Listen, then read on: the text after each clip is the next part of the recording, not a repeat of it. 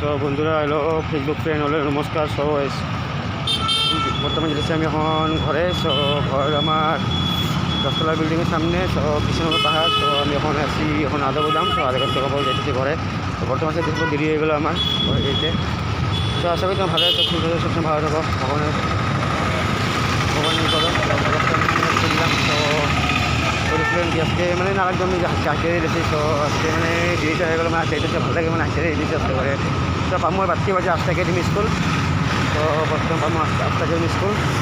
তো দেখছি আমি আর এখন ঘরে। তো আশা করি ভালো আছে, খুব খুশ থাকো।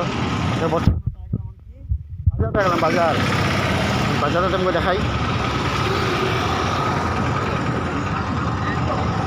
দেখছেন বাজার পেয়ে গেলাম,